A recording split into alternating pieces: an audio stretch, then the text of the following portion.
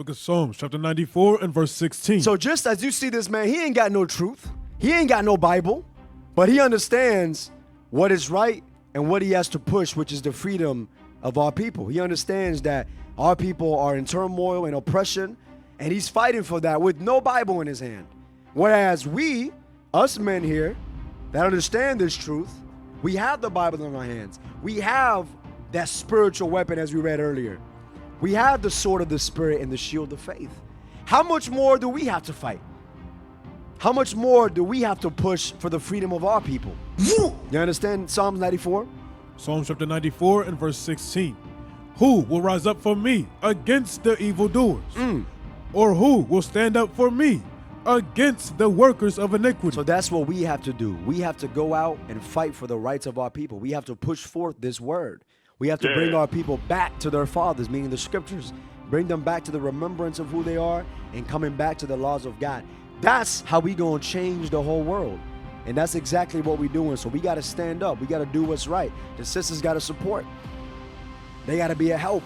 They gotta be revolutionary. That's right! These are people of the world talking like this. How much more us that are in this truth, that are in this body?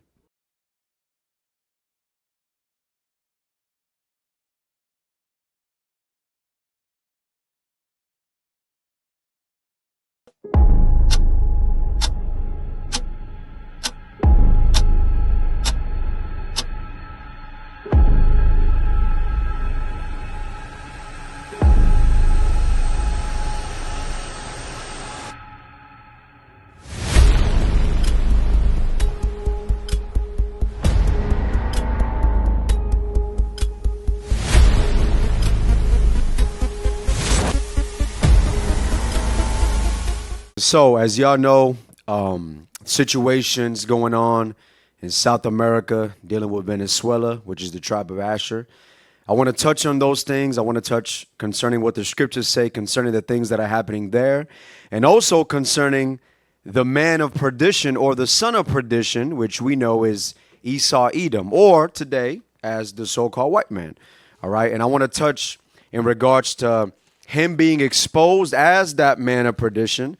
And I want to touch on the things that is going on in Venezuela, why these things is going on, and why this is according to prophecy, why this is according to God. So I want y'all to really just meditate, really examine, and also take heed, like the scriptures. Give me that one give me the one in Matthew where it talks about watch and pray.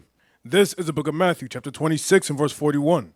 Watch and pray. So listen to what Christ said. He said, watch and pray. What does he mean by watch? Meaning watch your spirit, watch the times. As the times get closer to the end, as the times get worse and worse, and trouble comes upon our people, Jacob's trouble, the Lord tells us to watch. Watch our spirits. Make sure that we're doing the things necessary in order for us to gain mercy when the Lord returns. Watch the times. See what's going on in the world. See what's going on in Venezuela, South America, Central America, in Africa, and all throughout the world. These things is necessary for us to do. He says, watch and pray. And that much the more as times get worse and as Jacob's trouble nears, the more and more we must pray. And we got to pray with a whole heart. We got to pray in righteousness and faith. And we got to increase in those things as times get worse. All right. Now, go ahead.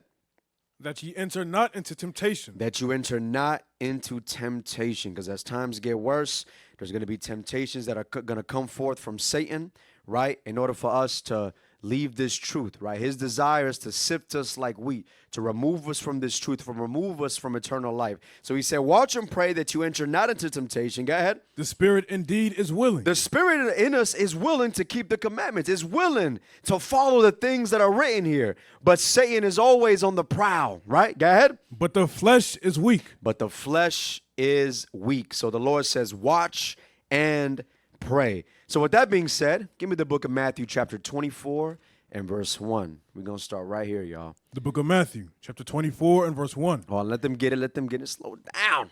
Slow down, Hez. Verse 1. Come on. And Jesus went out and departed from the temple. So now, Jesus departed from the temple. Go ahead. And his disciples came to him for to show him the buildings of the temple. Right. So this wasn't the full temple. This is the temple that Herod had his hand in. Go ahead. And Jesus said unto them, See ye not all these things? He said, you see all these things you see that you're looking at and admiring? Go ahead. Verily I say unto you, there shall not be left here one stone upon another that shall not be thrown down. So even here, he's going over what's going to go down in 70 AD, right? The destruction of Jerusalem. So now as they're having a discussion, Jesus Christ is going to expound on things to come in these latter days, which is the days that we live in right now. Look at verse 3. And as he sat upon the Mount of Olives, the disciples came unto him privately, saying, Tell us, when shall these things be? And what shall be the sign of thy coming? And what shall be the sign of thy coming? So this is going back to what we read earlier in Matthew 26. Watch. We have to watch. Now he's going to give us signs of his coming. Go ahead. And of the end of the world. Come on. And Jesus answered and said unto them, Take heed that no man deceive you. Take heed that no man deceive you. For many shall come in my name, saying, I am Christ, and shall deceive many. Referring to Christianity, Catholicism, right? The false image of Jesus Christ and all the false teaching. He said, beware of those things. Go ahead. And ye shall hear of wars and rumors of wars. And this is what we're getting into right now in regards to wars and rumors of wars. We're hearing about Venezuela. We're hearing about Iran. We're hearing about China. These are wars that are going down now and wars that we're hearing about that will go down in the latter future. The Lord says when you see these things, wars and rumors of wars regarding Venezuela, regarding China, regarding Iran, go ahead, regarding Ukraine, go ahead. See that ye be not troubled. He said, be not troubled. For all these things must come to pass, but the end is not yet. So all these things will come to pass, but the end is not yet. So the Lord right now has given us certain signs of his coming. Do we not see wars and rumors of wars right now?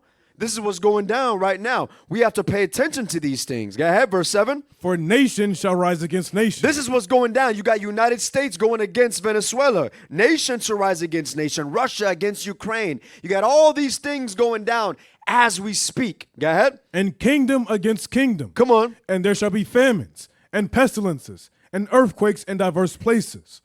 All these things are the beginning of sorrows. All these things are the beginnings of sorrows. Give me the book of Jeremiah, chapter 28 and verse 8.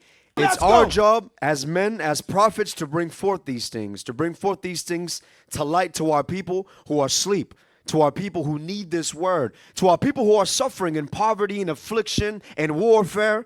Whether it be in South America, Central America, all throughout the world, our people need to hear these things. And only us, the prophets who have been given the vision to bring forth these things, can do that job. Jeremiah 28 and 8, please. The book of Jeremiah, chapter 28 and verse 8. The prophets that have been before me and before thee of old. So now Jeremiah is referring to the prophets of the Lord. We are the prophets of the Lord. And in these last days, he sent us back again. He sent certain men that were going to prophesy of things to come. What did they prophesy about? Prophesied both against many countries. We prophesied against many countries. Go ahead. And against great kingdoms. And against great kingdoms. This is what we do. We prophesy against these things. Go ahead. Of war. Of war. And of evil. And of evil. So right now we prophesying of the war that's going on in Venezuela. We prophesying of the evil that went down in Venezuela. We're going to talk about what's going down with Trump and what he's done and what his military has done and what they're going to do. Go ahead. And of pestilence. And of pestilence. So as we go through these times, we see these things. And all of this, in all of this, we are also fulfilling what Paul said in 2 Thessalonians. Let's get that. 2 Thessalonians chapter 2 and verse 3. The Lord has commanded us to reveal a particular man, to reveal a particular nation that has been set up since the beginning to do all these evils. Come on. This is the book of 2 Thessalonians, chapter 2 and verse 3. Let no man deceive you by any means, for that day shall not come. So now, Paul is making reference to the coming of Jesus Christ. He says, don't be deceived, for that day, meaning the coming of Jesus Christ, his return shall not come. Go ahead. Except there come a falling away first. Except there come a falling away first. He was referring to 70 AD. And later in the times, referring to captivity. 1492, 1619, the conquest of the Americas, all right, the transatlantic slave trade, the sub-Saharan slave trade. He was making reference to all of this. He said, before Christ comes, all this has to go down. We've gone through the sub-Saharan. We've gone through the transatlantic. We've gone through the conquest of the Americas. And even now we're suffering. We are still in the falling away. And what has to happen? Go ahead. And that man of sin be revealed. The man of sin is now being revealed. Come on. The son of perdition. The son that is destined to be put to death, that is destined to perish from this earth. We have to reveal this particular man. You can put those up as we speak. We have to reveal this particular man, this particular nation that has done atrocities to our people, that has lied to our people, that has exploited our people. This man must be revealed. And the prophets, our job is to reveal this man. And that is what we're doing right now. So I want you to understand concerning this man. I want you to understand concerning Esau, Edom.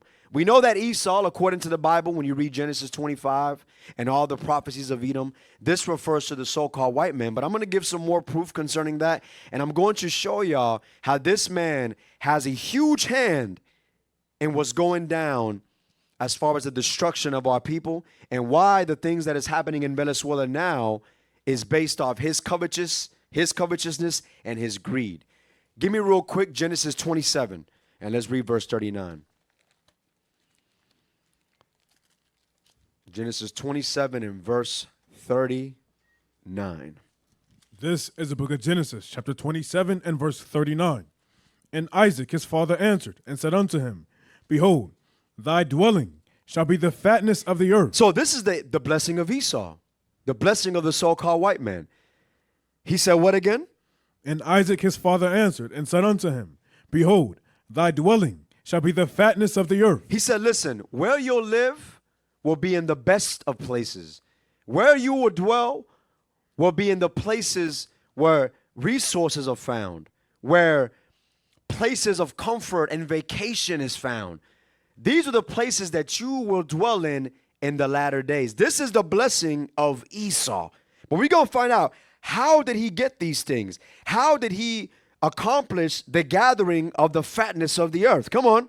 And of the dew of heaven from above. And of the dew of the heaven from above, the bestest of places, all these different countries and lands. Go ahead. And by the sword. How did he get these things? By the sword. By the sword. This man has accomplished the gathering of all these different lands, whether it's parts in Mexico, whether it's parts in South America, Africa, Europe, all these different land masses and all these beautiful places. This man has gathered them by the sword, referring to war, by exploiting, by deceit, by lying, because we know that it's in his spirit. All these things he's done by warfare, whether it's technological warfare, whether it's warfare when it comes to pestilence, right? Whether it's mental warfare, this man is an artist when it comes to these things. He is an expert of war. This is his blessing, to do all these things that you see on the screen here. All the destruction that's happened to our people, this man has done. Because the prophecy was, he will be dwelling in the fatness of the earth, but it will be based off the war. It will be based off the sword. Come on. And by thy sword shalt thou live. And by the sword thou shalt live. Come on. And shalt serve thy brother. And it shall come to pass, when thou shalt have the dominion, that thou shalt break his yoke from off thy neck. You can read that in 2 Kings chapter 8. All right. Now, let me get the book of 1 Maccabees chapter 1 and verse 1. I want to show y'all in regards to the history of this particular man. So we read about Esau. We read about the blessing that he was given, the blessing of war, the blessing of the lands that he would gain through the warfare, through the sword. I want to show y'all in history in regards to this man. Let's take it all the way back to the time of the Grecians. Let's talk about what happened during these times. Let's talk about what happened when Alexander the Greek came into play. Let's read that 1 Maccabees 1 and 1. 1 Maccabees chapter 1 and verse 1. We're going to talk about the conquest. Come on. And it happened after that Alexander, son of Philip, the Macedonian, who came out of the land of Shittim, had smitten Darius, king of the Persians. So he destroyed Darius, the king of the Persians and the Medes. Go ahead.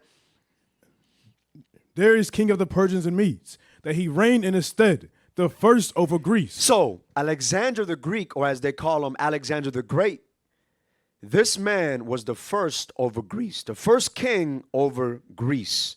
All right, this is when Edom took power. All right? This, as you're going to read, is the beginning of wickedness on the earth. Matter of fact, let's jump real quick. Verse 9, we'll jump back up. Give me verse 9 so I can show that. Verse 9. And after his death. After Alexander's death, go ahead. Remember, Alexander the Greek, this is a white man. We're referring to Edom right now. Come on. They all put crowns upon themselves. Referring to his generals. Go ahead. So did their sons after them.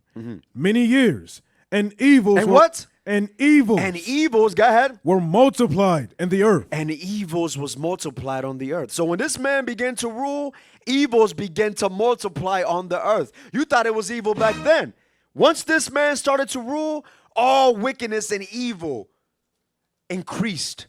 The threshold at that point has risen greatly when this man began to rule. But I want to show you the characteristics of this man and how it relates to America today. Let's look at verse 2. Verse 2. And made many wars. So this man, Alexander, he made many wars. Go ahead. And won many strongholds. And won many strongholds, just like America today.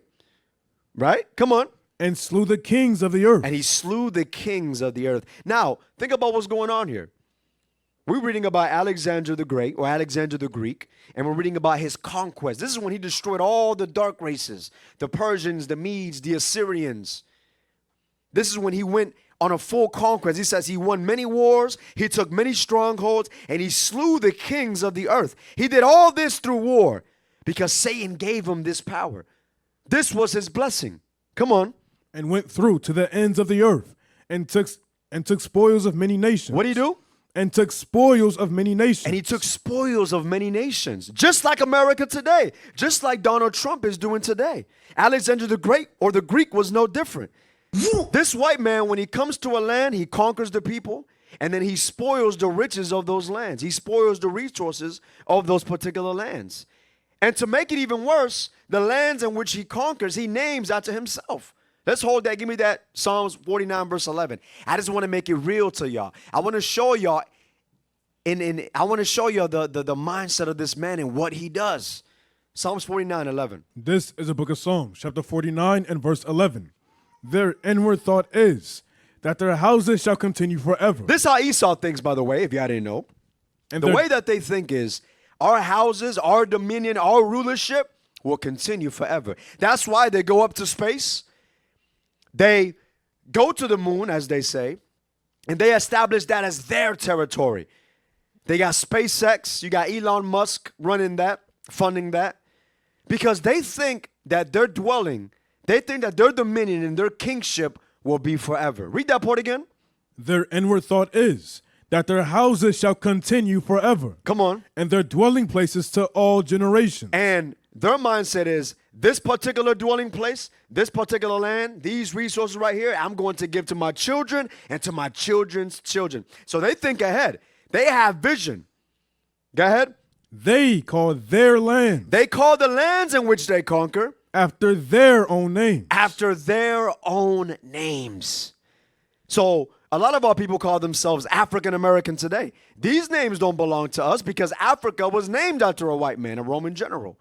America was named after a white man, an Italian map maker. So you had Leo Scipio Africanus, you had Amerigo Vespucci. These are two white men that when those particular lands were conquered, they named them after themselves. Colombia is named after what? Christopher Columbus. Santo Domingo, all these different land masses in which they take, they name after themselves. Just go down the street and you're going to see all the street signs all throughout Arizona, Kansas City, wherever you at. Washington, you're going to see the street sign names, and it's their names. And they took it as far as stealing our people, putting us into captivity, and then naming you after them. So the last names that we all have today, that most of us have today, is the names of our slave masters. So they took it upon themselves not only to name the lands after themselves, but even the people after themselves in which they have stolen. Go back to 1 Maccabees, chapter 1 and verse 3. This is the book of 1 Maccabees, chapter 1 and verse 3. And went through to the ends of the earth and took spoils of many nations. So they took our resources, they took our names, they took our lands. Go ahead. And so much that the earth was quiet before him. Just like it was back then, so it is now. The earth is quiet before America. Yeah, you got Russia and China who may have a say as far as their military strength and what they think that they can do. But at the end of the day, they know damn well that America is the big bad bully. They understand and very well know that. That's why they don't dare to mess with America.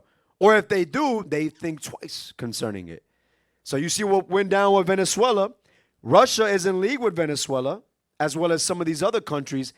But I guarantee you, they will do nothing against America until the Lord deems it so. Because America is the big bad bully, as he was during these times right here. Read that part again.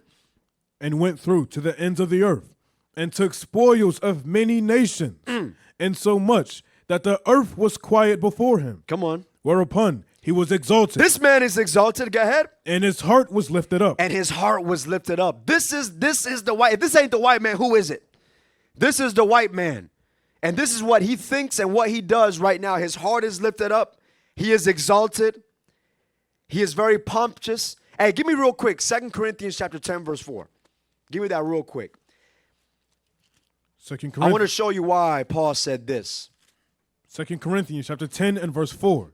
For the weapons of our warfare are not carnal. For the weapons of our warfare are not carnal. Referring to us, the men of God, the children of God. Our weapons are not carnal. We're not going out here in military strength fighting against the white man. We know we can't do it. So we fight spiritually with the Spirit of God, with the Word of God. We fight spiritually. Our sword is the sword of the Spirit. Our shield is faith. As we read in Ephesians chapter 6. That's our warfare. But I want to show y'all something. Keep going. But mighty through God to the pulling down of strongholds. But mighty through God through the pulling down of strongholds, just like we're doing right now. We are pulling down the strongholds of Christianity, of Catholicism, of the Jehovah's Witnesses, of all the lies that we've been fed by America, by the so-called white man. So our warfare is mighty to the pulling down of strongholds by our teaching, by the changing of our people, by the word of God. This is our warfare. Come on. Casting down imaginations. We cast down imaginations. And every high thing. And every what? And every high thing. One more time. And every high thing. And every high thing. Remember what we read in 1 Maccabees chapter 1. He exalted himself. This man is very pompous or pompous. So it's our job to cast the lies of this man down with the Spirit of God. Go ahead. That exalteth itself against the knowledge of God. Come on. And bringing into captivity every thought to the obedience of Christ. Now, give me Isaiah 24 and verse 21. Referring to how they think, referring to their mind and how pompous they are, how prideful they are. And we're going to see some examples with Trump. Get those videos ready in regards to Trump and his pride and what he said about Venezuela. He took over Venezuela. He's the man now. He's the leader now. I want those as well, please. You could get those up. And then read me that Isaiah 24, please. Isaiah chapter 24 and verse 21. And it shall come to pass in that day. And that day, in the last days, come on. That the Lord shall punish the hosts of the high ones. Of the what? Of the high ones. Who are those high ones? We just read it in 2 Corinthians chapter 10, 1 Maccabees chapter 1. The high ones is Esau, Edom, the so-called white man, who put themselves in a place of position, in a place of highness and pompous. Come on. That are on high. That what? That are on high. That are on high right now. And this is how they think, and this is how they move. Donald Trump being a huge example today. This man is very pompous, and he's moving in the footsteps of his forefathers, in the forefathers of doggone Alexander the Greek, and Herod, of Antipater, of Agrippa, of Antiochus Epiphanes. He's moving in the footsteps of his forefathers, of Edom himself, of Esau himself, of Cain himself. Read that part again. And it shall come to pass in that day that the Lord shall punish the hosts of the high ones. That's right. That are on high. Come on. And the kings of the earth. All their kings, all their rulers. Upon the earth. Right, so this is biblical prophecy. They are the high ones, and we are casting them down with the word of God. Now, we read 1 Maccabees chapter 1. We read about Alexander the Greek. We read about his particular characteristics. I want to show you something in the same history. Let's read 1 Maccabees chapter 8, verse 1 now. I want you to keep in mind the characteristics of these particular kingdoms, and I want you to keep in mind in how America structures his dominion and what their particular mindset and how they rule is. All right, 1 Maccabees 8 and 1. This is the book of 1 Maccabees, chapter 8 and verse 1. Now Judas had heard of the fame of the Romans. Now Judas had heard of the fame of the Romans. The Romans here is making reference to the Roman oh no, I forgot the wording. The not the Roman Empire, but the dang. What was that? I lost it. But this is not the Roman Empire. This is Japheth. This is when Japheth was ruling. So right now we're reading the history of how they were moving during this time. Go ahead. That they were mighty. Roman Republic, that's what it was. Come on. And valiant men. They were mighty and valiant men. And such as would longingly accept all that join themselves lovingly unto them. accept all that join themselves unto them. I got a U. And make a league of enmity with all that came unto them. And they make a league of amity with all that come unto them. So as long as you follow suit in the ways of the Romans during this time, he would make amity with them. They would make amity with them. Just like America today. As long as you follow after their philosophies, customs, and traditions, or at least hold part in some of it, as long as you shake your hand with America, they will have a certain amity with you. Come on. And that they were men of great valor.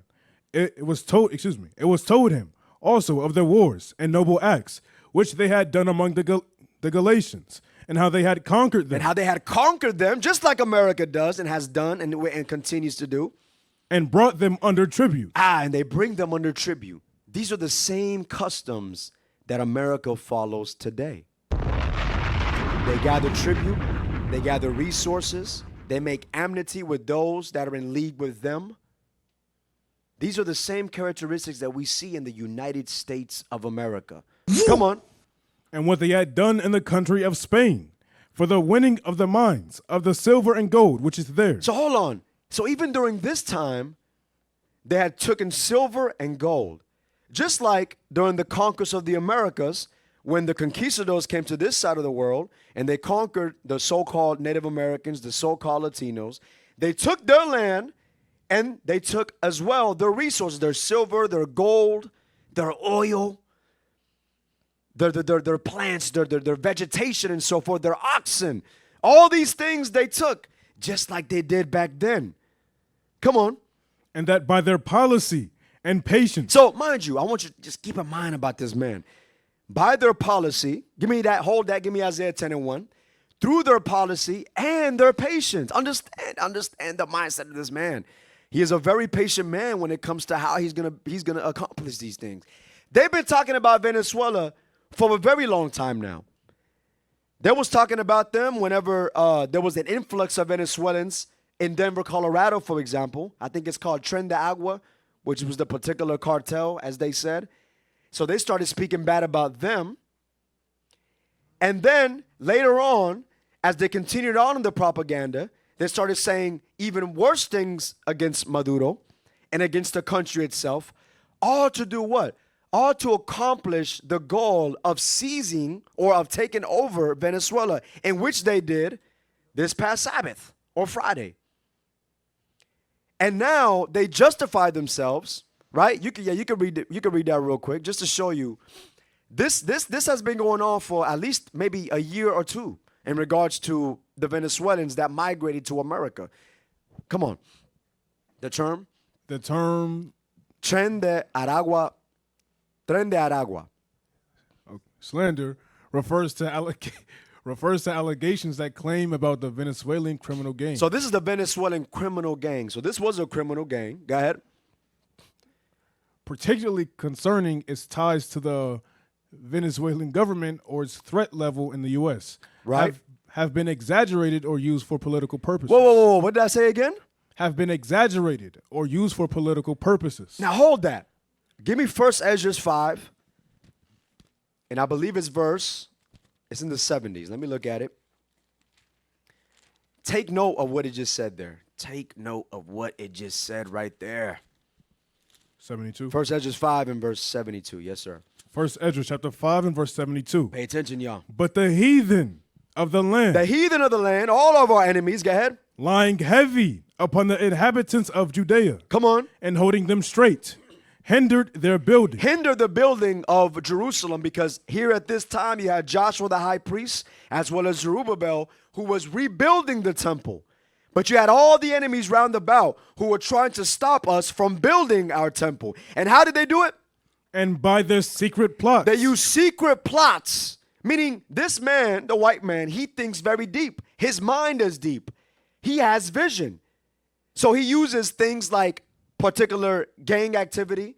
He uses things like cartels. He uses these things for political gain so that he can justify himself when he ends up conquering a particular landmass. Was it really because of the cartels? Because of the cartels? Was it really because of the drugs that was coming to America? Though they said that most of those drugs was really going to Europe and other countries and not necessarily America. Was it really because of those things?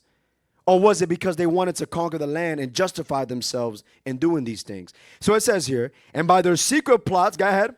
And popular persuasion. And popular persuasion, go ahead. And commotion. And their commotions. So as you look at the news, CNN, ABC, and all these different platforms, social media, you see Venezuela did this, and there's gangs in America, and they're bringing drugs to America. As you see in all these things, the American people and the foolish of our people, we thinking, oh, damn, Venezuela is such an evil and bad country, and Maduro's an evil man, and he's a bad president, and he should be taken down. This is what goes down in the minds of our people, because they might see that, but really the whole rest of the week, they was watching twerk videos and doggone NFL highlights. So anytime that they watch that, they look at it like, oh man, Maduro's a bad man after they seen one or two videos without really examining the whole matter. But this is what they push through their popular commotions or popular persuasions and commotions and their secret plots. What did they do? They hindered the finishing of the building all the time that King Cyrus lived. They hinder the finishing of the building. But in other particular methods, they use these things in order to conquer lands and justify themselves as to why they're doing these things. This is how this man thinks. This is how the white man thinks. We see it in time past, and we see it right now. Now play that video real quick, the one that you have popped up, because we read about his pomp, we read about his pride. Tell me this is not the white man. Tell me this is not this particular man right now and all the people that follow him. Let's hear this man real quick. We are going to run the country until such time as we can do a safe, proper, and judicious transition. Now hold it. He says right here, so that we can do a proper, judicious, safe situation. Well, let's finish it off, because maybe he has more to say to that. And it has to be judicious, because that's what we're all about. Boom. So he says, listen, now that Maduro's gone, now we can put forth or push our judicial laws to them. So let's go back in time, right? Let's go to 1492, the conquest of the Americas, in which we're going to go into later. Was it judicial what they did during that time? Is not murder against the laws of God? Because they say, in God we trust. You could even see it on their dollar bill. But what's the God that they really trust in? Because it ain't the God of the Bible. So he's talking about, we're judicial and we're going to make sure that Venezuela's all right. We're going to make sure the country is thriving and so forth. But this man, as he speaks, he lies. Give me that real quick, Psalms 50 and verse 16. To think that this man is really going to bring justice to Venezuela, even in the way that he conquered the place, is unjust. So you're going to bring a clean thing out of an unclean? The hell is this? Come on now. Jeremiah 50. Or excuse me, Psalms 50, 16. This is the book of Psalms, chapter 50 and verse 16. But unto the wicked God saith. The wicked is the white man. God saith what? What hast thou to do to declare my statutes? What hast thou to do to say that we're going to bring the judicial system to Venezuela? What hast thou to do to say these things? You conquered this land by warfare. You conquered America by warfare. You took this land and justified yourself through political methods, by warfare, as you see in the image there. In God we trust, they say. The Lord says, what hast thou to do to declare my statutes? Go ahead. Or that thou shouldest take my covenant in thy mouth. For you to declare my covenant, for you to teach my Bible. What has that to do with all these things? This man is very hypocritical. So why would I trust you to use my scriptures, which is holy and pure, and think that you're going to fix anybody? This is what God said, by the way. Come on. Seeing thou hatest instruction, and castest my words behind thee. Right, because don't forget what happened when they came against the Native Americans. He said right there in that part, he says, thou hatest instruction and casted my words behind thee. Look at verse 18. When thou sawest a thief, When you, Esau, see a thief, somebody that's just like you, then thou contendest with him. you agree with him. You don't correct him. You agree with him. Anybody that follows suit to your policies and your particular regime, you follow. You are in cahoots with them. Go ahead. And has been partaker with adulterers. And you partake in adultery, whether it's spiritual or physical. Give me Psalms 55 and verse 20. Look at what this man does. Psalm chapter 55 and verse 20. He hath put forth his hands against such as be at peace with him. Anytime this man makes a deal, he goes against that particular deal. He puts forth his hands against such as be at peace with them. Go ahead. He hath broken his covenants. And he breaks the covenants that he makes with these particular nations. There was over 300 treaties that was made between America, or the so-called white man, in those times. 300 treaties that he has broken. All those covenants he has broken. And we're going to trust this man because on the back of the dollar bill it says, in God we trust, or because Donald Trump is so pompous and prideful, we're going to believe that he's going to bring justice to Venezuela? Hell no. Come on now. The words of his mouth were smoother than butter. But mind you, this is how this man plots. Remember, commotions, popular persuasion, secret plots. It says here, the words of his mouth were smoother than butter. He lines it all up very nicely. So that when he conquers Venezuela, all the people of Venezuela are happy. Everybody's happy. People here that are Venezuelan are happy because of the commotions that they've heard and the secret plots in which they've fallen into.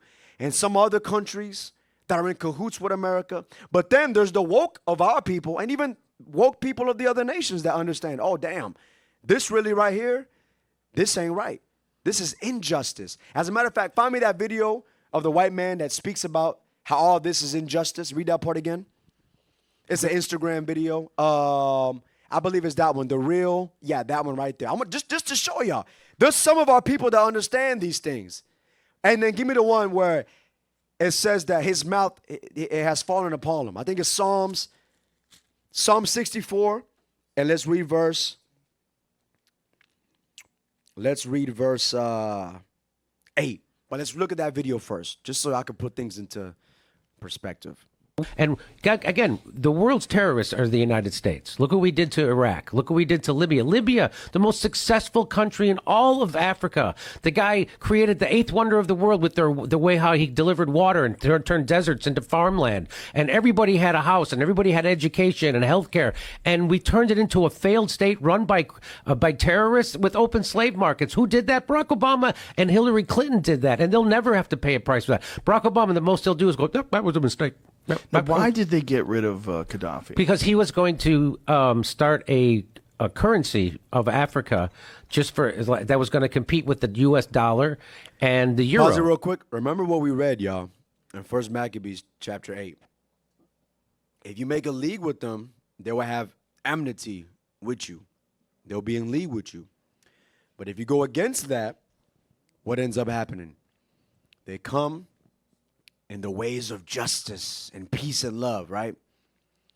Backed truly by war and bloodshed. So if you don't follow this man, this is what goes down. Gaddafi was trying to do good things for his particular people down in Libya. And the white man, plotted and he took down Gaddafi. Come on.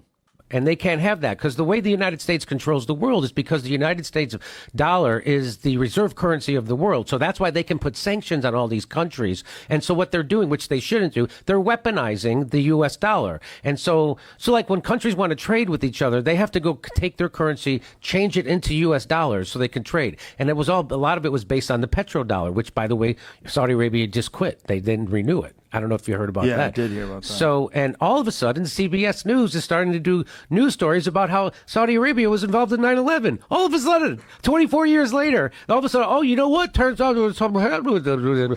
And they're like, you mean 2 weeks after they decided to not renew the fucking petrodollar? Now CBS News is allowed to talk about that and investigate it, which when I talked about it, got demonetized. But anyway. So you see, as people speak about these things, those that are aware of what's going on, they are demonized. Just like us. We're demonized because we bring forth the truth. And this is why when you read Matthew 24, they're going to persecute us and they're going to kill us eventually.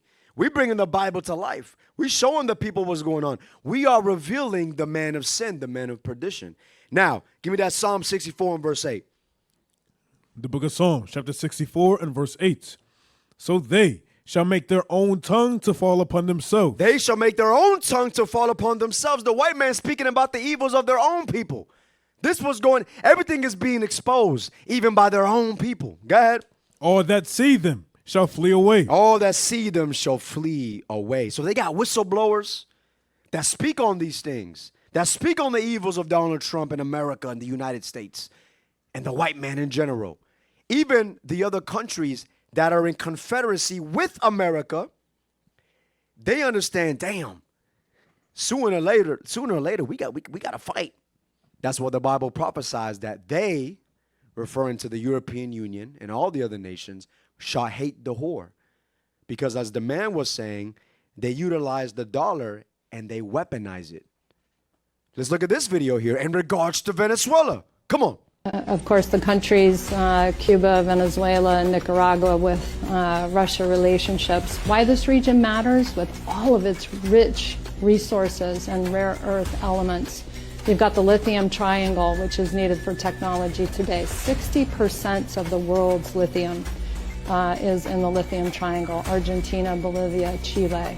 You just have the largest oil reserves, light sweet crude, discovered off of Guyana over a year ago. You have Venezuela's resources as well. You have Venezuela's resources as well with oil. He talked about Chile, Argentina, and the different South American countries. He talked about the different South American countries with particular resources. Go ahead. Copper, gold. We have the Amazon, lungs of the world. We have the 31% of the world's fresh water in this region too. I mean, it's just off the charts. We have a lot to do. Remember what we read, y'all. I don't want you to forget the point. Genesis chapter 27. His blessing will be the dew of heaven and the fatness of the earth. This is also making reference to those resources in which they take based off the blessing. But how would they get these things? Through warfare. Through warfare. You understand?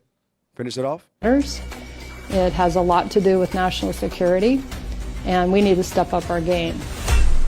So we need to step up our game. We need to take more and more because they are not satisfied with just 5 or 10 grape fields. They want the grapes, they want the vine, they want the dirt that built the doggone grapes. And then they even want the fire that's under that. You understand? And whatever centipedes or doggone ladybugs that they see, they want to partake in that too. Anything that they see, they want because that's how they think. That's how they are. All right? Now, give me Luke 21 and verse 20. Luke 21 and verse 20. I'm showing y'all the history, brief history of this man and him conquering us throughout history leading up to Venezuela. Luke 21 verse 20, please. Yes, sir. This is the book of Luke, chapter 21 and verse 20. So we talked about during the time of the Maccabees with the Grecians, Alexander the Greek, as well as his generals, they conquered, they took. You have Rome or the Roman Empire who took the Roman Republic, which was Japheth, and now you got Jesus Christ prophesying about the Roman Empire and what they're going to do to Jerusalem, which is our people. 20. And when ye shall see Jerusalem compassed with armies. With what armies? Then with Roman armies. This is Titus, son of Vespasian, who came against Jerusalem during 70 AD. Come on. Then know that the desolation thereof is Now not. remember what we read earlier in Thessalonians, until a falling away comes. This is that falling away, Jerusalem being taken over and us being led into captivity. That's the desolation. Go ahead. Then let them which are in Judea flee to the mountains. Let them which are in Judea flee to the mountains. And let them which are in the midst of it depart out. Mm-hmm. And let not them that are in the countries enter thereinto. Mm-hmm. For these be the days of vengeance, These are the days of vengeance, that all things which are written may be fulfilled. that all things which are written in the book of Deuteronomy chapter 28, Lamentations chapter 5, all throughout the scriptures may be fulfilled. Come on. But woe unto them that are with child, But woe unto them that are with child. and to them that give suck in those days. That's right. For there shall be great distress in the land, There should be great distress in the land of Jerusalem, and wrath upon this people. and wrath upon this people. The same thing happened during the conquest of the Americas, 1492. The same thing happened. They went against our women, they went against our children, they went against our old men, our young men. They had wrath against us. Their countenance was fierce, and they conquered our people. Verse 24. And they shall fall by the edge of the sword. And they shall fall by the edge of the sword. How would this man live? By the sword. We're not reading nothing different. We're just reading a different time. Come on. And shall be led away captive into all nations. We would be led away captive unto all nations. That's why you find us in all nations. Go ahead. And Jerusalem shall be trodden down of the Gentiles. What the Lord called them? Of the Gentiles. They are the Gentiles. They are the Gentiles. Go ahead. Until the time of the Gentiles be fulfilled. Give me Ezekiel 36. Ezekiel 36. Let's read verse 5. Until the Ezekiel. time of the Gentiles be fulfilled. The book of Ezekiel, chapter 36 and verse 5. Therefore, thus saith the Lord God, surely in the fire of my jealousy have I spoken against the residue of the heathen, and against all Idumea. Against who? All Idumea. And against all Idumea. Give me the photo of Idumea for those that don't know, for those that don't. Idumea refers to Edom. So he said what again? Verse 6 or verse 5, excuse me. Therefore, thus saith the Lord God, surely in the fire of my jealousy have I spoken against the residue of the heathen, and against all Idumea, And against all Idumea, Esau, go ahead, which have appointed my land into their possession. which have appointed my land into their possessions. Read about Idumea real quick. Idumea means Edom. Idumea is a Greek name for Edom, It's a Greek name for Edom. Go ahead. the land of the Edomites, Go ahead. descendants of Esau. So we're still talking about the so-called white man. So we said in verse 5, I have spoken against the residue of the heathen and against all Idumea. Go ahead. which have appointed my land Which into- have appointed my land, Jerusalem, Ozareth, or America, or the Americas. Go ahead. into their possession. Into their possession, Amalek's possession, Edom, or Idumea's possession. Go ahead. with the joy of all their hearts. With the joy of all their hearts, happy as hell as they conquered and stole our resources. Go ahead. with despiteful minds. The spiteful mind. They knew it wasn't their land, but despite of all that, they took it. Go ahead. to cast it out for a prey. And then they gave it all to their comrades, their European comrades. Come and partake in this particular land. And just like they're going to do with Venezuela, and as they're doing with Venezuela. You're going to see it's going to get worse and worse in Venezuela as it was during these times. Give me 35 and verse 5. Or excuse me, Ezekiel 35 and verse 10. Ezekiel chapter 35 and verse 10. Because thou hast said, these two nations These two nations, go ahead. and these two countries The two nations being who? The northern kingdom, which is the so-called Latinos, and the southern kingdom, which is the so-called blacks, so-called Jamaicans, Haitians. These two nations and these two countries, which is America and Jerusalem, what have they done? shall be mine, They said, this is mine now. Come on. and we will possess it. And we will possess it. How did they gain these things? Manifest destiny, Balfour Declaration, Israeli Declaration of Independence, all these different plots to steal our landmass. And they did it all by the sword. Come on. Whereas the Lord was there. They think that the Lord is with them, but we understand and know that they are not. So, during the time of the Grecians, you had Alexander the Great who conquered many nations. You had the Roman Empire who conquered, who took down Jerusalem, took that land for themselves. They did it during 70 AD. They destroyed Jerusalem. And then in 1948, they took Jerusalem again, or they claimed that land as theirs, and they claimed themselves as the people of God. All right? That's why they have the Israeli Declaration of Independence, which was during World War II. Now, give me Revelations 13 and verse 1. Let's read what happened after the Roman Empire was destroyed. Now, Bishop went over some of this in regards to the Moors and so forth. Revelations 13, verse 1, real quick. Revelation chapter 13 and verse 1. Yeah. And I stood upon the sand of the sea and saw a beast rise up out of the sea. He said, so this is John the Revelator speaking. He said, he stood upon the sand of the sea and saw a beast. The beast here is referring to man when you read the book of Ecclesiastes chapter 3. So this is a vision that John the Revelator is seeing of a particular nation who would conquer and who would have certain characteristics of different kingdoms and rulerships that we read about prior. Come on. Having 7 heads and 10 horns. Having 7 heads and 10 horns. These 7 empires and these 10 different countries, the European Union. Go ahead. And upon his and upon his horns 10 crowns, and upon his heads the name of blasphemy. The name of blasphemy. Come on.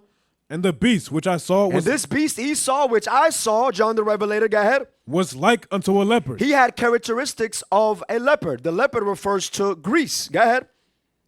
And his feet as the feet of a bear. And his feet was like the feet of a bear, referring to the Persians and the Medes. What did they take from the Grecians? You had democracy that they took from the Grecians, for example. With the Persians and the Medes, they took their political system, right? Which is you could do or believe in what you want as long as you still hold to some of our traditions and as long as you give us our taxes and money.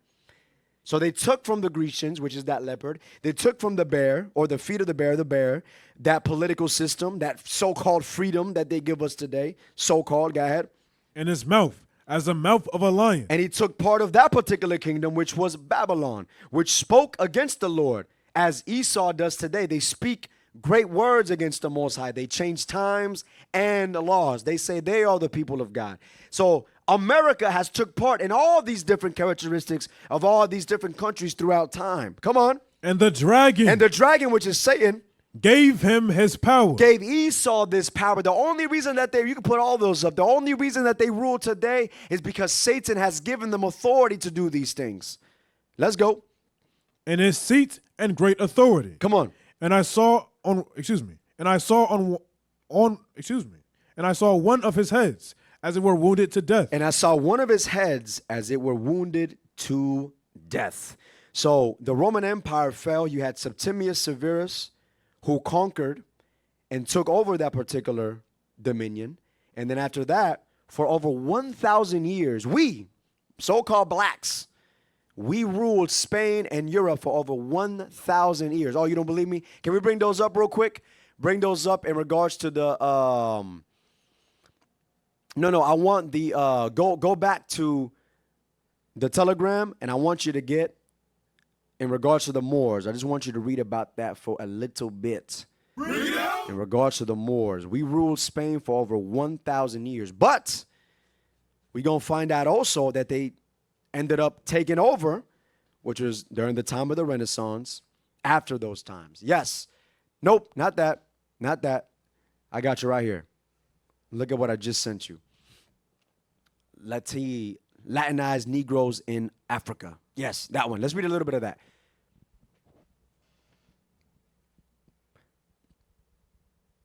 Go ahead. The Ladino Moors. The Ladino Moors. The Jews of Cape Verde. The Jews of Cape Verde. The Guinea. The Guinea rivers and Gulf of Biafra. Now let's look at here. The decline of the Moors. The decline of the Moors. Now keep in mind what it says. Go ahead. The Moors of the Iberian Peninsula suffered great and incalculable losses. When their centuries-old rule was brought to a violent end. When their centuries-old rule was brought to a violent end. Like I said, Bishop touched on some of these things in regards to the Moors being in power. He showed imagery. So y'all go back and refer to that class. In verse 3 it says, and I saw one of his heads as they were wounded to death. This is when we conquered and ruled for over 1,000 years. We're going to stay right there. I want you to keep reading on verse 3. I want you to pay attention now. Read that part again, verse 3. And I saw one of his heads as they were wounded to death. And his deadly wound was healed. What happened? And his deadly wound was healed. During the Renaissance, or in 1453, around that time, that's when his wound was healed. That's when they came back into power. That's during the time of the Renaissance. What does Renaissance mean? Rebirth.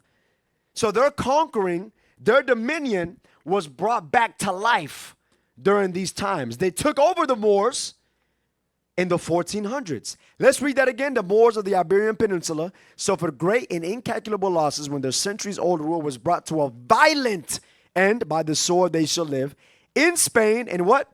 In 1492. Right? Following the loss of the Caliphate of Granada. Oh, praise. Beginning from that same 1492 in Spain and 1497 in Portugal. Spain, Portugal, go ahead. The exile of the original Dark Sons was inaugurated. Right, so the exile of the original Dark Sun. Why is it called the Dark Ages? Because dark people ruled. You understand? So for 1,000 years we ruled. That's how we wounded the head of this beast. But what ended up happening? It says here that their wound was healed. They came back into power. Let's finish that off. The conquering. The conquering European armies were filled with a strange bloodlust. A bloodlust. Hold that real quick. Give me Ezekiel 35:5. Let's talk about this bloodlust real quick. Ezekiel chapter 35 and verse 5. Because thou hast had a perpetual hatred Against our people, go ahead. and hast shed the blood. And has done what? Shed the blood. Bloodlust. Of who? Of the children of Israel. Of the Moors, of the Israelites, of the so-called Latinos, blacks, of the Venezuelans. The conquering Europeans' armies were filled with a strange bloodlust, go ahead, and incurable. And an incurable pathological jealousy of the Moors. Jealousy of the Moors. They've always been jealous. They've always coveted our land and coveted our blessings because it wasn't given unto them. So they've always been jealous. And what did they do? Because of the sword, or the blessing of the sword, they took us over. It was their simple wish. It was their simple wish to dispossess the Moorish owners of the land. Wow. Confiscate all their properties and enslave their bodies. Confiscate all their properties and enslave their bodies. Let's finish it off. It was easy and simple for them because the fight for Iberia had been drawn across racial lines. So-called white Asiatic Europeans versus so-called black and brown African and Afro-Arabians. Right, so let's read that again in Revelation chapter 13 and verse 4. Let's go. Revelation chapter 13 and verse 4. And they worshiped the dragon. Oh, verse 3, excuse me. Verse 3. And I saw one of his heads as they were wounded to death. And his deadly wound was healed. And his deadly wound was healed during the Renaissance. Come on. And all the world wandered after the beast. And all the world wondered after the beast. How did they come into power after such a long time? How did they come back into power after being ruled by the Moors, by our people, the Israelites? Give me one more. 2nd Esdras. Let's read 2nd Esdras 12 and 18 in regards to this same history. So we went over the Grecians. We went over Rome, the Roman Empire. We went over the Dark Ages in which we ruled. And then we're reading about the Renaissance in which they came back into power. So we're reading a long line history of conquest from the same people who are conquering right now. We're getting closer to the Americas. We're going to end off this topic with them in their hand in Venezuela. Now, give me that what I told you. 2nd Ezra chapter 12 and verse 18. That after the time of that kingdom there shall arise great striving. Great striving. That's internal conflicts and so forth. And it shall stand in peril of falling. Go ahead. Nevertheless, it shall not then fall. But it shall not then fall fully. Go ahead, referring to Rome. Go ahead. But shall be restored again to his beginning. But should be what? But shall be restored again to his beginning. 1453 is when they gained power once again. The Renaissance period. All right, so we read this all throughout the prophets that this would happen. Rome is still in power. That's why it says his deadly wound was healed.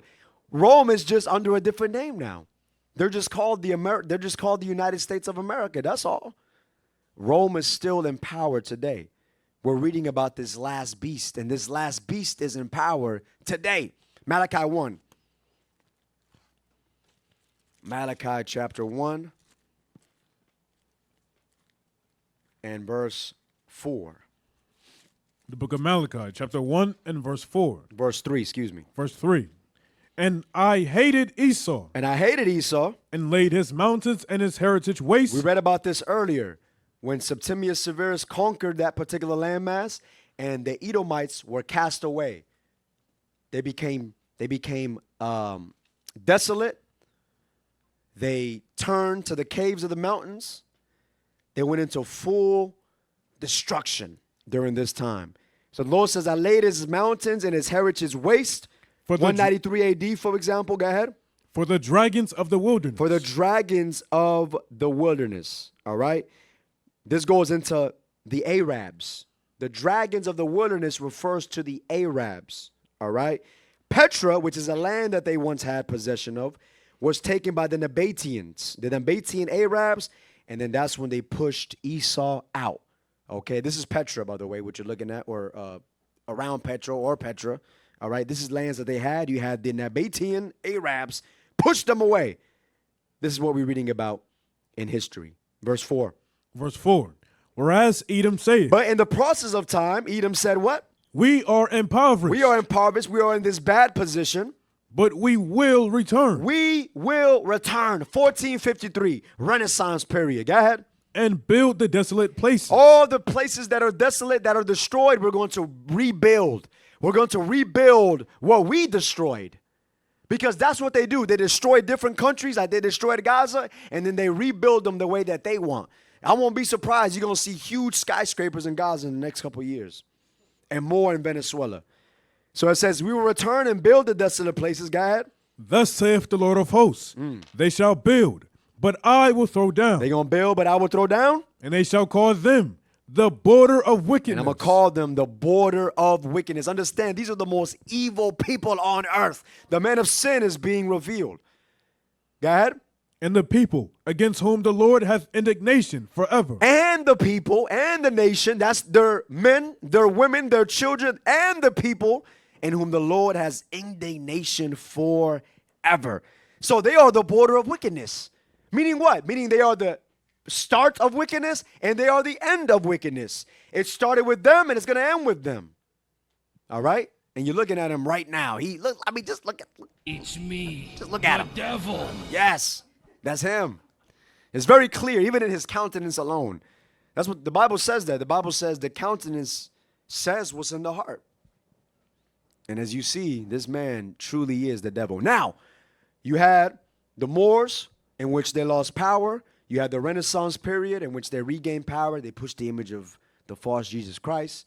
They took over in the name of Christianity.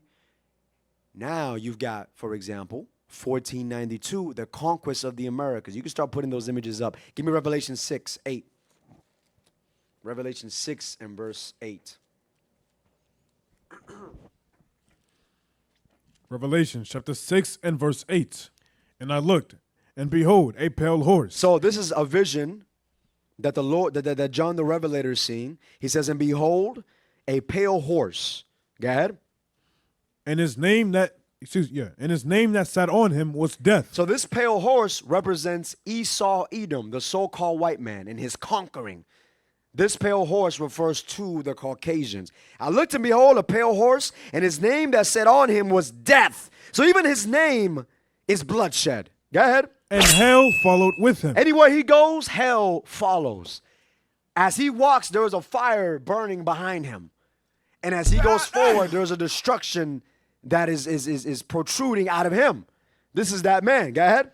And power was given unto them. Power was given unto this man. Remember we read that earlier in Revelation 13. Power was given unto him by Satan. Go ahead. Over the fourth part of the earth. Over the what? Over the fourth part of the earth. Now we're talking about the Americas. Can we get that? What is the fourth part of the earth?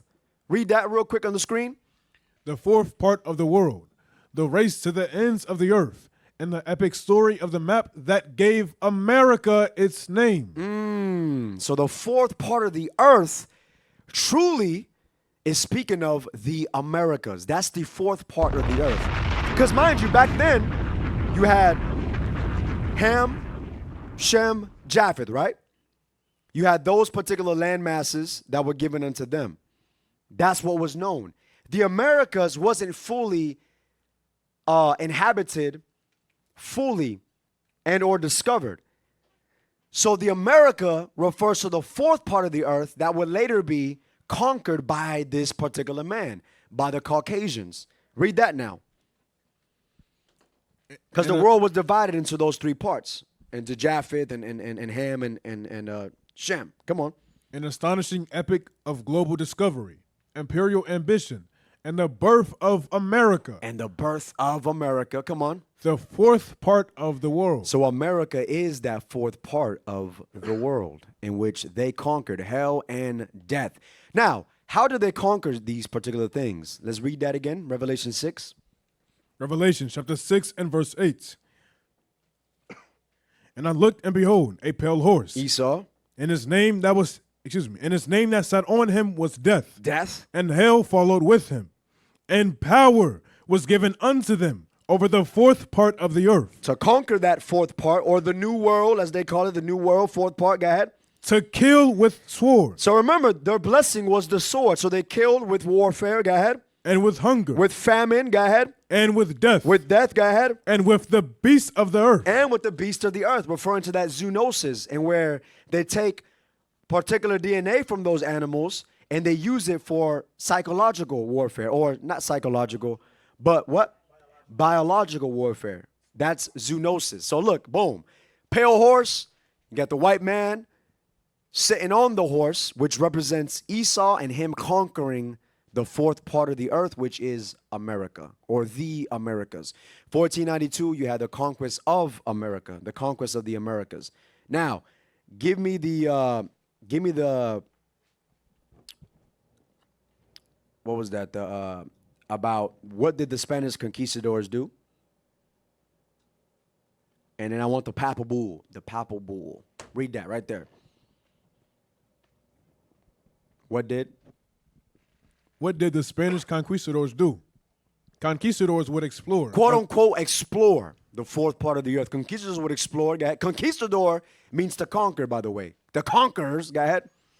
Unknown land by subjugating. Remember, it was unknown at the time. It wasn't fully inhabited and or conquered. We were there as a people. That's why when we read in Ezekiel, it said that these two countries and these two nations shall be mine. Jerusalem, that part of the world was already taken. It was the Western hemisphere that was not fully conquered. Our people were there in rulership. Go ahead. Enslaving. Killing. And torturing the natives. Damn. As well as stealing their gold. They stole our gold. Silver. Jade. Come on. Precious gemstones. As they do now. Go ahead. And other resources. Go ahead. They came from all over Europe. But most of them were Spanish. The Spaniards. Go ahead. Specifically from the southern provinces. All right. So that's what the conquistadors did. Now give me the papal bull, 1493. So this is the doctrine of discovery, 1493. The papal bull, read that. Can you zoom it in? Oh. You see it right there? Just read it. I just want a little bit of it.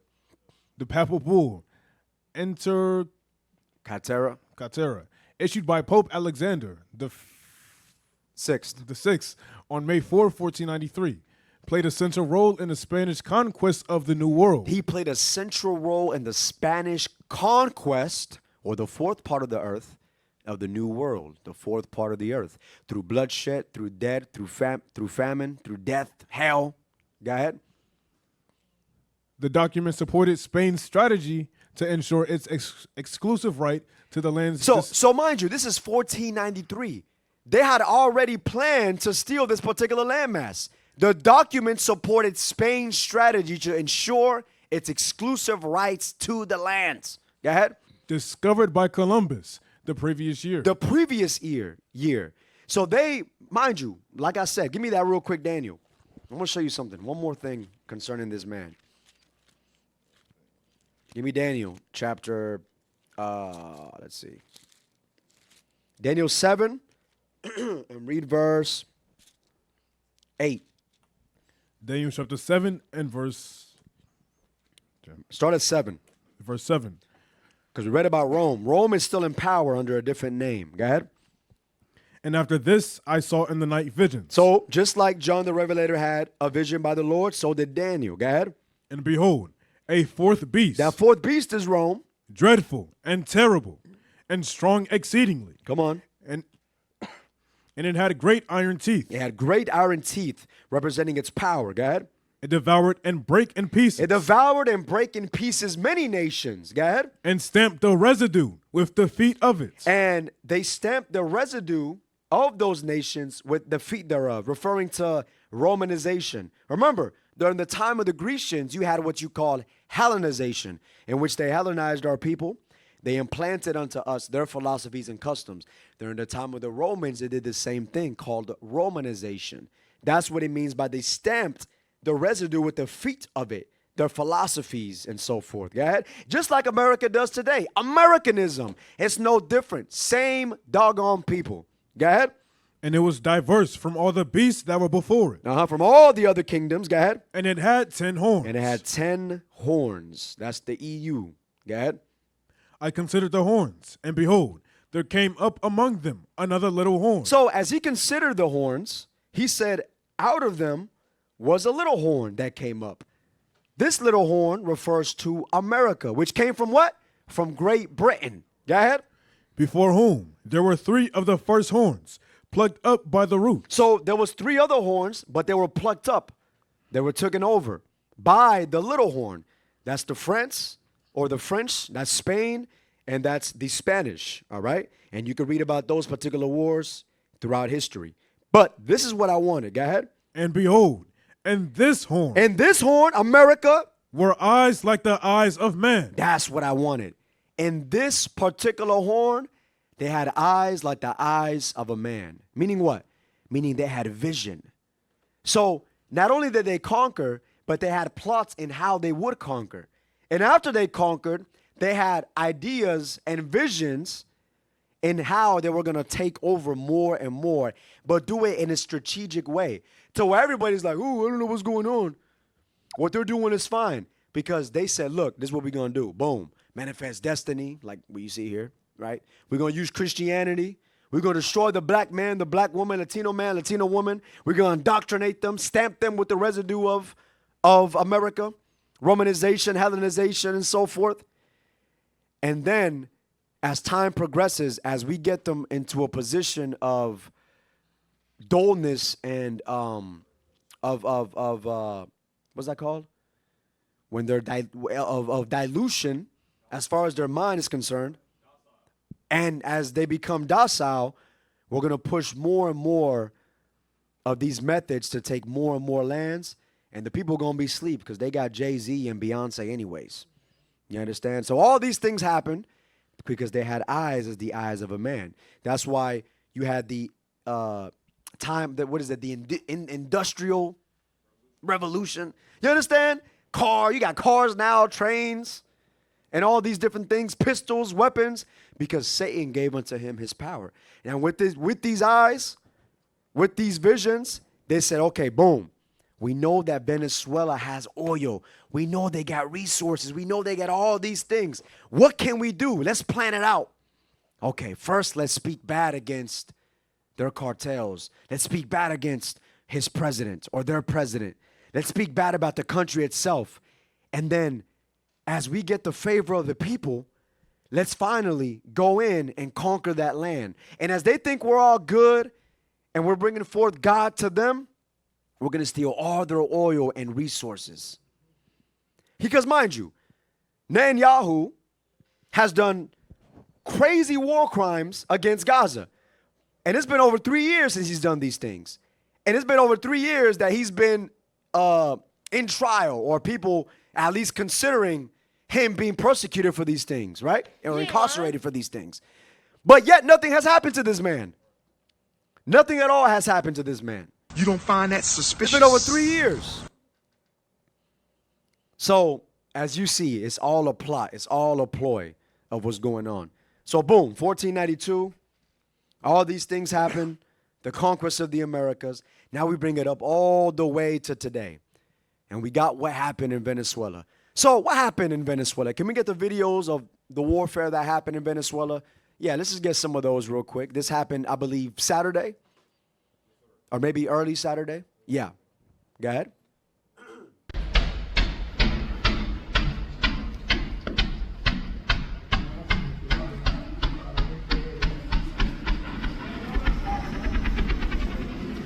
Give me Micah 2.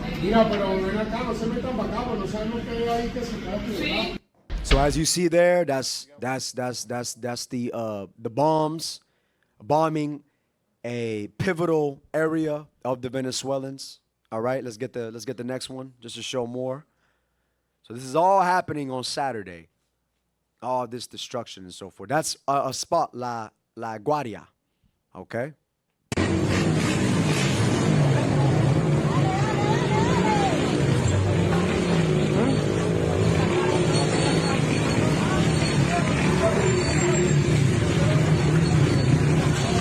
So that's all the destruction that's happening. Now look, mind you, hold that. This isn't as destructive as what happened in Gaza, right? Because when we saw, like, you saw Gaza, that thing, it looked like rubble, right? It was completely destroyed. They only destroyed a portion of a part of Venezuela because their main objective was to kidnap Maduro and then, you know, obviously push the regime and then take the oil, in which they're doing right now. But I want you to just take notice of the same mindset that this white man has, and as he's been having, as you see throughout history, as we read in the scriptures. Now give me that Micah 2 and verse 1. Let's see what the Bible says. Micah chapter 2 and verse 1. Woe to them that devise iniquity, and worketh evil upon their beds. Woe to them that devise iniquity. So before they did this, what did they do? They devised this. They planned this out. They have think tanks. This is what they do in order to take over, in order to conquer. They had vision. They had eyes as the eyes of a man. Read that part again. Woe to them that devise iniquity, and work evil upon their beds. They work evil upon their beds. They calculate. They sit and think about these things. Go ahead. When the morning is light. And when it's time to conquer, when it's time to accomplish these things, go ahead. They practice it. They put whatever they thought into play, into power. Go ahead. Because it is in the power of their hand. Because that power was given unto them to do these things. The blessings was given unto them. Satan gave them their power. Hold that. Job 9:24. Just to prove that. Job 9:24. The book of Job, chapter 9 and verse 24. The earth is given into the hand of the wicked. The earth is given into the hand of the wicked. Remember we read about the wicked in Malachi chapter 1. That's Esau, Edom, the white man. Go ahead. He covereth the faces of the judges thereof. And he covered all the faces of the true judges, which is us, the Israelites. Go ahead. If not, where and who is he? And if it's not him, if it's not that man, then who is he? It's very evident that it is that man right there. Micah 2 and 2. Micah chapter 2 and verse 2. Come on. And they covet fields. And they covet those fields like Venezuela, their oil fields. Go ahead. And take them by violence. How did they take them? By violence. They took them by violence. Look at that photo right there. As you see, the conquistadors, they took over our lands, and for the 1400s and forward, you got the same man doing the same thing. Different suits, but it's the same colonizer. They don't just come by the sword no more. And that only being their only initiative and only ploy or plot. They come with an agenda. They come evasively into such a way to where our people think that what they're doing is justified. You understand? 2 and 2 again. And they covet fields. And they covet fields. And take them by violence. And they took all these lands by violence. Come on. And houses. And they take houses. And take them away. Come on. So they oppress a man and his house. They oppress a man and his house. Go ahead. Even a man and his heritage. Even a man and his heritage. Our heritage is America. America was given unto us. Ozareth was given unto us. The Lord said, in 2nd Ezra, chapter 13, they're going to go to a land called Ozareth, and there they're going to serve their God. And that's what the northern kingdom did. We came to this side of the world, and we took it for us because the Lord gave us this heritage. But they took it from us. We not free, y'all. I don't care what PlayStation 4 or 5 you got at the crib, what car you driving, how much you get paid. It don't matter. Whatever freedom you think you have, we are not free. And the same thing that's happening in Venezuela, the destruction is coming to America. Everything we've been prophesying about, the prophets, the bishops, the deacons, the prophets of the Lord, all that they've been prophesying has been coming to pass. Y'all remember back in like 2021 or maybe 22 or something like that, or maybe 2020, when Bishop was prophesying about the Arabs, and he was going into Zephaniah and how they would be conquered and destroyed Gaza. And then boom, what happened on October 7th? Gaza was destroyed.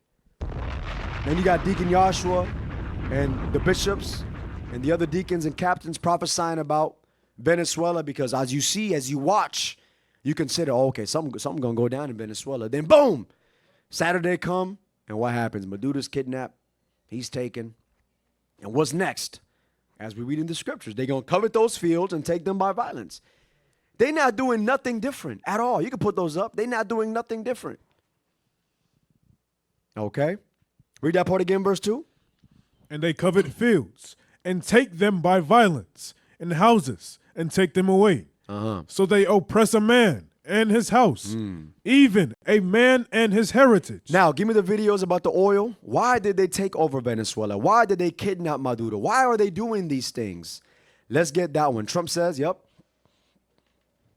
In addition, Venezuela unilaterally seized and stole American oil, They stole American oil. This is what he says. They stole American oil. American assets, and American platforms, costing us billions and billions of dollars.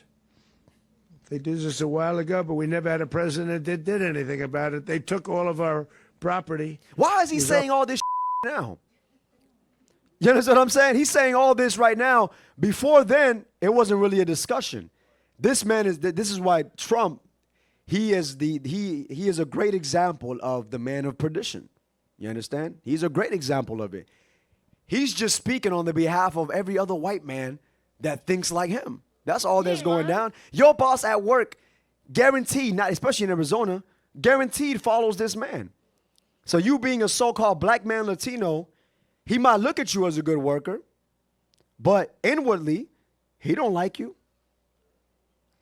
If anything, if he could wipe us all out and have this all to himself, he would. But the Lord has his hand in all these things, and that's why we're preserved. That's why we the salt of the earth, the preserved. Right. But if it wasn't for that, he would destroy us all. Remember, we read in Psalms 49, their thought is that their houses would continue forever. You understand? So anyways, this man has spoken these things, has said these things, and then boom, he went in and he kidnapped Maduro. Why go to Venezuela? Why exploit the people there and the resources there? Because of the blessings of Asher. Give me that real quick. Deuteronomy 33:24. The blessings of Asher, the tribe of Asher, which is the so-called Colombians down to Uruguay, as well as those scattered throughout Africa, Fiji Islands, and so forth. Give me that verse 20, 33, 24. Deuteronomy chapter 33 and verse 24. And of Asher. And of Asher, the Colombians, the Venezuelans, go ahead. Let Asher be blessed with children. Let Asher be blessed with children. As you see in Brazil, you see all the kids they got in Brazil? They even got a movie where the kids, what's that called? It's the movie that was based in Brazil, or Rio de Janeiro, where the kids, they had machine guns and so forth. I forgot what that movie was called. It's a popular movie. But they have many children. They were blessed with children. Go ahead.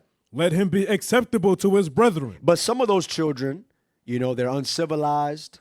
You know, I think Bishop was bringing it out recently. Uncivilized, like in the Brazilian rainforest. Some of them in Africa, as he mentioned, they got the bones in their cheek and all that. So it says, let him be acceptable to his brethren. Go ahead.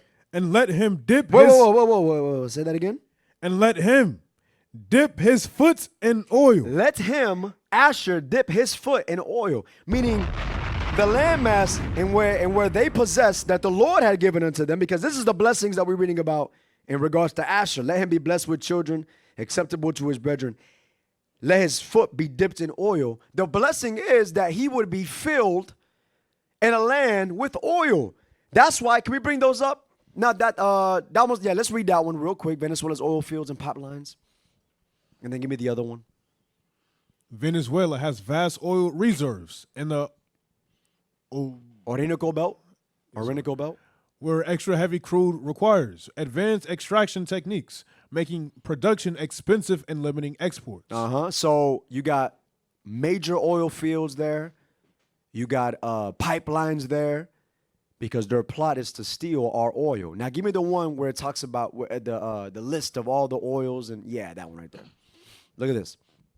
Worldwide proven crude oil reserves. As of 2023, global proven oil reserve. This is 2023. Global proven oil reserves stand at approximately 1.73 trillion barrels, with Venezuela being the first. Asher let his foot be dipped in oil. Saudi Arabia, Iran, and Canada accounted for more than half of the total. So look at Venezuela, 303.22 BBBL, which is billions of barrels of oil. So the Lord, the Bible is a true book. The Bible is a very true book. So why did they come into Venezuela? Why did they do these things? Because of the resources that is in Venezuela, the oil that's there. Why did they go to Saudi Arabia? Why did they do all these things? 9/11 and all that. Them plots employs to steal their resources. It's no different than what we've seen today. Read that again, verse 24. And of Asher, he said, let Asher be blessed with children. Let him be acceptable to his brethren. And let him dip his foot in oil. Venezuela, come on. Thy shoes shall be iron You and find brass. iron, you find, is there another one I gave you about the other resources that you find like in Peru and all that? You got Peru, Ecuador. That might have been one.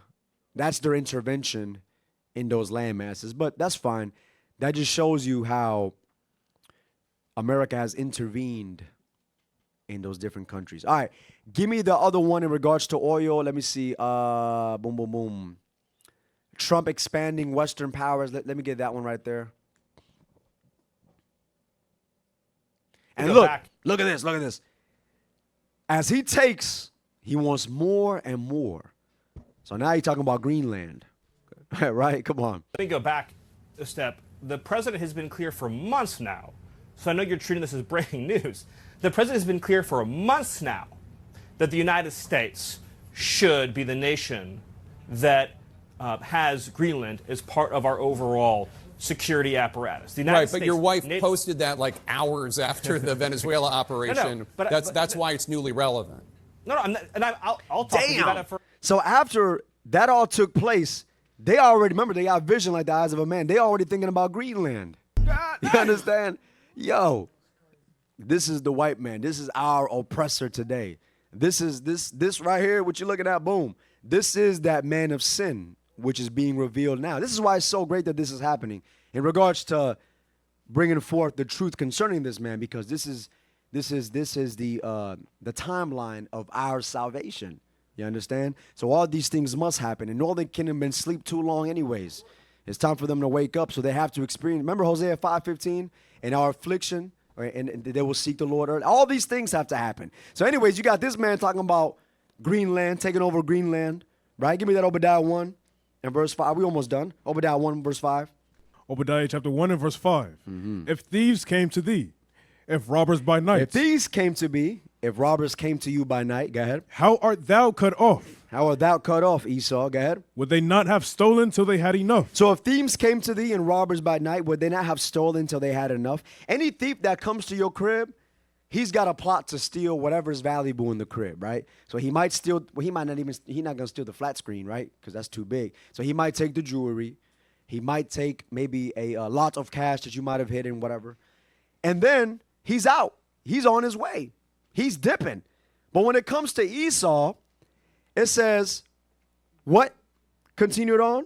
If the grape gatherers came to thee will they not leave some grapes? How are the things of Esau searched out? How are his hidden things sought up? Right, meaning we're revealing these things. Verse 7. All the men of thy confederacy have brought thee even to the border.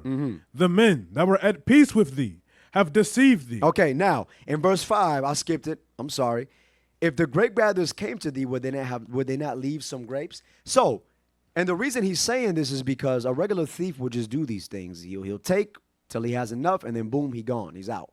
When it comes to Esau, his bloodthirst, his thirst for money, for resources, for lands, for people is exponential.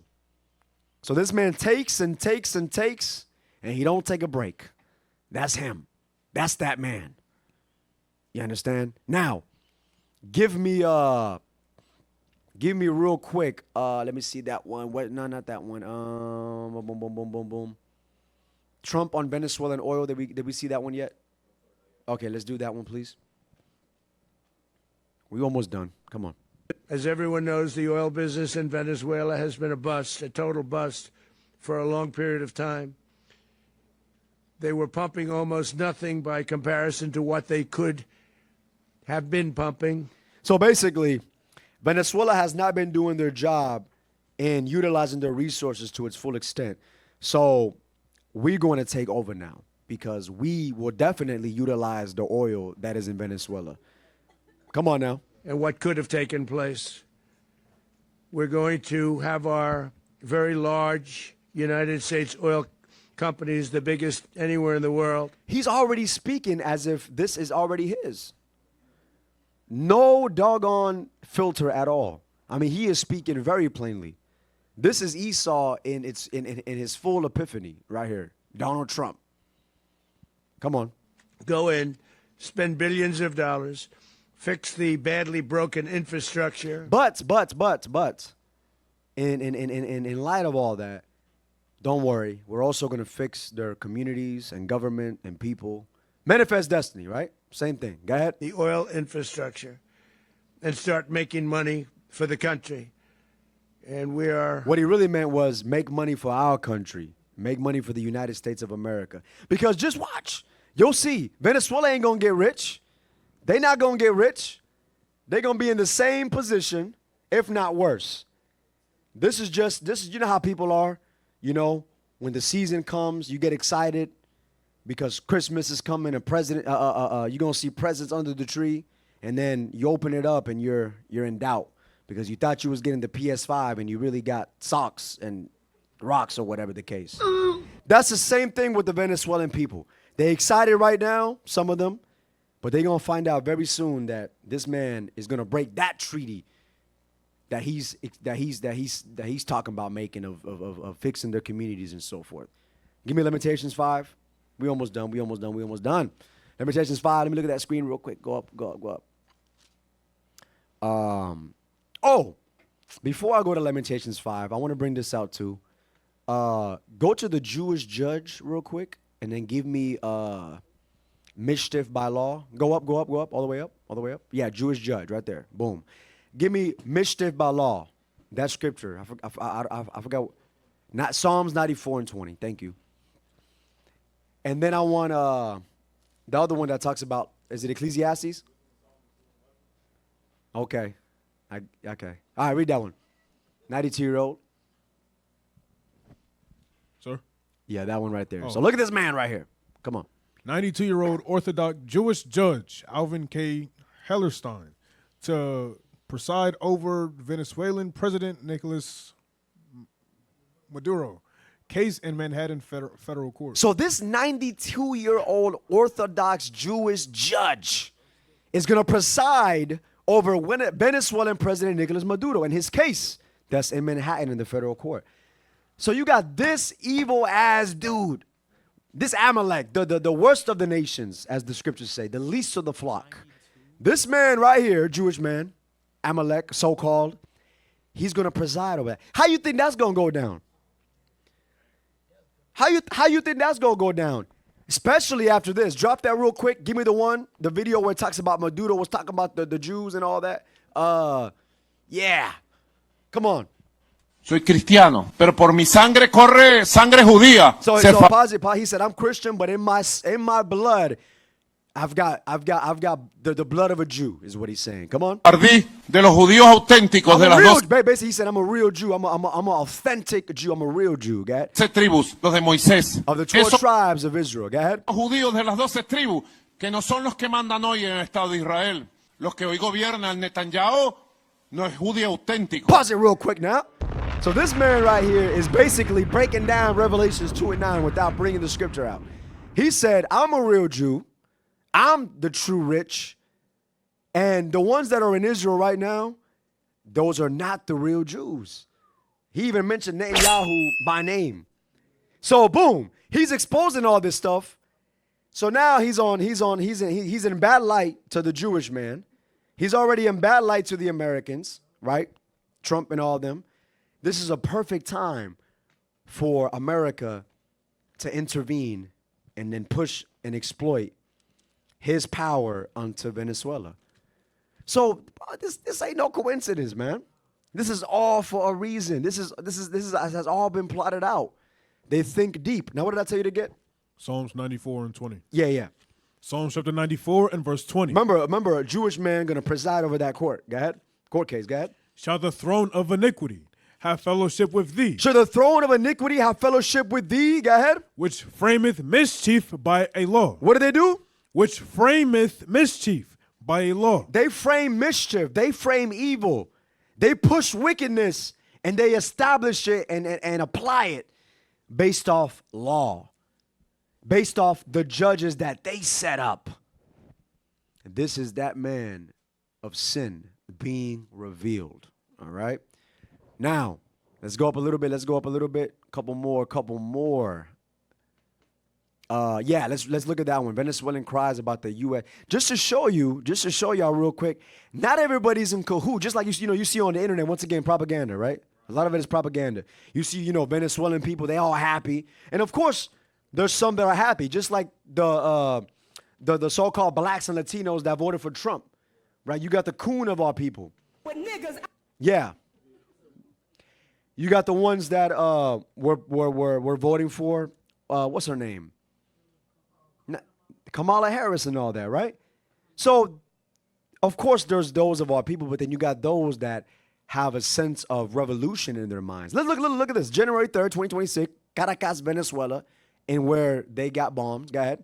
My name is Christian Picho Ortiz. I am from the Afro-Venezuelan National Cumbe. In the early hours of the morning, the United States Empire attacked Venezuela directly through bombing, through terror. I heard right next to my home detonations, bombs. My mom was scared and crying. My siblings were scared and crying. I told them to get up, get the pets, and calm down, because we were going to stand up. We understood immediately what was going on. The United States Empire has a history of domination towards the people of the Global South. You see, these are people that understand, that actually do research, and that actually understand certain history, and that actually put their mind to understanding what's around them. They're not living in bliss. They're not living in ignorance. He ain't on Instagram looking at TikTok reels and the next OnlyFans account he gonna check out. He ain't doing that. He's searching out, how can I better my people? This Afro-Venezuelan, by the way, because our people are found there. So he like, yo, listen, there's a long line of history of America doing this to our people. The colonization and so forth, the destruction. He's even referencing certain countries. In Haiti, go ahead. The recrudescence of militarization has only been getting worse day by day. Damn. The bombing in Nigeria is only getting worse and started not that long ago. The killing and genocide of people in the Congo, in Sudan, in Palestine, with the supposed armistice that has killed more than 600 Palestinian people. They have no access to anything. And now they come here, trying to take our resources, bombing us, trying to attack us directly, and taking President Nicolás Maduro and the First Lady, Cilia Flores. They're trying to recompose the geopolitical balance of the world. They have to recompose the empire that is in decadence and dying. They are the drug traffickers. Damn. They are the inhumane people. Come on. They are the ones that want to destroy the model of life. Here we believe in the communes. We believe in popular power. We have beautiful projects that have helped me, my family, that help everyone. Afro-Venezuelan people have never had any real, visible, such strong rights as they had with the Bolivarian Revolution. That's why we're here. That's why we're on the street. Because we will never be subjugated. And if we have to die fighting against that subjugation, we will do it proudly, because we understand that we are the frontier from the empire to the rest of the continent. Now, give me Psalms 94:16. The book of Psalms, chapter 94 and verse 16. So just as you see this man, he ain't got no truth. He ain't got no Bible, but he understands what is right and what he has to push, which is the freedom of our people. He understands that our people are in turmoil and oppression, and he's fighting for that with no Bible in his hand. Whereas we, us men here, that understand this truth, we have the Bible in our hands. We have that spiritual weapon, as we read earlier. We have the sword of the Spirit and the shield of faith. How much more do we have to fight? How much more do we have to push for the freedom of our people? You understand Psalms 94? Psalms chapter 94 and verse 16. Who will rise up for me against the evildoers? Or who will stand up for me against the workers of iniquity? So that's what we have to do. We have to go out and fight for the rights of our people. We have to push forth this word. We have to bring our people back to their fathers, meaning the scriptures. Bring them back to the remembrance of who they are and coming back to the laws of God. That's how we going to change the whole world. And that's exactly what we're doing. So we got to stand up. We got to do what's right. The sisters got to support. They got to be a help. They got to be revolutionary. That's right. These are people of the world talking like this. How much more us that are in this truth, that are in this body? You understand? So as y'all see, I ain't going to keep y'all long. As y'all see, this is what's going down in Venezuela. You'll see various classes touching on the same subject, because we have to bring out this truth, bring this Bible to life to y'all, and show y'all what's going down and how it's biblical, how it's all prophecy. You can read in Deuteronomy chapter 28, the curses that happen to our people, that are happening to our people, our resources being taken. Lamentations 5, our inheritance being turned to strangers. And all throughout the scriptures, you'll see and find out that this man of sin has done these things, but now he's being revealed. So the message is watch and pray. Watch and pray. Watch your spirit. Regard what you're taking in. Make sure you're not filling your mind with nonsense and foolishness. Make sure you studied up, keeping the commandments, and pray to the Lord that he has mercy upon us and our people and the people that is in Venezuela, that's of our people. All right? The tribe of Asher specifically. All right? So with that, y'all, shalom.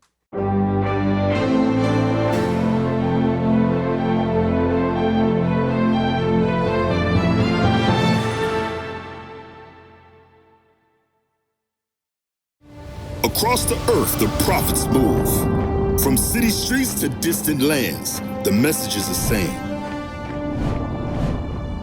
Israel must rise. Through every quest, every journey, the truth spreads. No border can contain it. No distance can silence it. Our nation lives in every moment. In joy, we celebrate marriages. In sorrow, we honor our dead. On the Sabbath, we gather as one. Families rejoicing together, bound by the commandments of God. Yet are we tried. From the stones in Kenya to the hatred in Montana, we endure as a soldier of the Lord. And still, the mission expands. On the airwaves, on the screens, in every nation under heaven, Israel's voice is heard. We build our communities. We raise our children in royalty. We restore what was broken. We clean what was defiled. We show the world who we are.